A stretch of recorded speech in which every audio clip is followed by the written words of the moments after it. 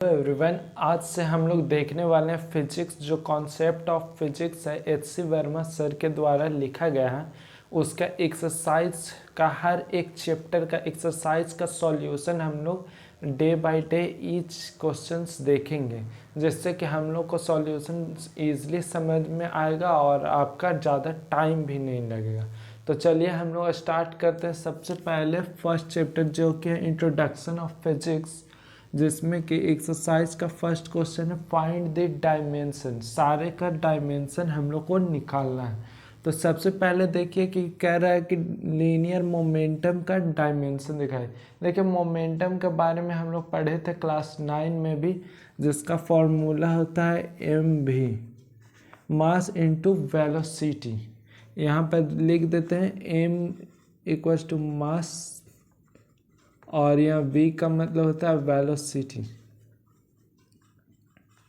तो यहाँ पर देखिए कि इसका होगा, जैसे कि हम लोग और इजीली कर सकते हैं कि मास का तो हम लोग को पता है कि केजी होता है, तो यहाँ पर लिख लेते हैं। इसको और इजी करते हैं। मास और वेलोसिटी का हम लोग क्या जानते हैं, डिस्प्लेसमेंट बाय टाइम। ये तो हम लोग क्लास 9 में भी पढ़े थे।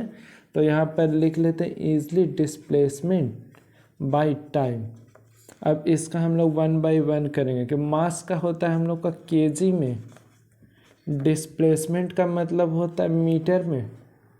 देखिए यहाँ पर समझने के लिए हम लोग ईजिली लिख देते हैं ऐसे करके मीटर, ताकि हम लोग को कन्फ्यूज़न ना हो। और टाइम का हम लोग जानते ही हैं कि सेकंड होता है।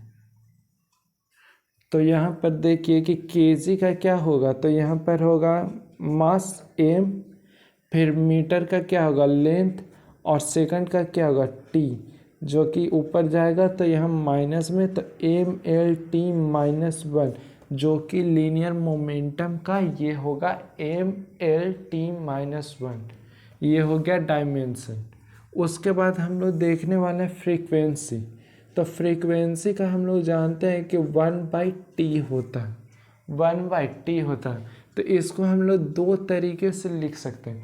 एक तो हम लोग लिख सकते हैं कि t का पावर -1, और नहीं तो हम लोग यहाँ पर इजीली लिख सकते हैं और करके m⁻0, l⁻0 और t⁻⁻1। ये भी आंसर हो सकता है, दोनों करेक्ट है, लेकिन ज़्यादा करके प्रीफर हम लोग इनको कीजिएगा, m0 l⁻0 t⁻⁻1।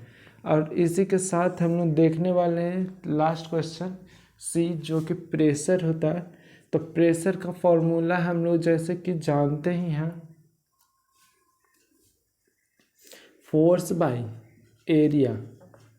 प्रेशर का हम लोग फॉर्मूला जानते हैं फोर्स बाय एरिया।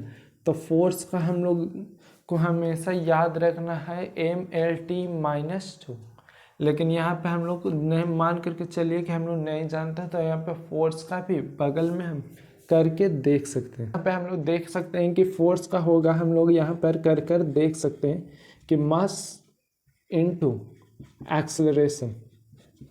मास का तो हम लोग जानते हैं कि केजी में हो जाएगा, और एक्सेलरेशन का हो जाएगा मीटर पर सेकंड स्क्वायर।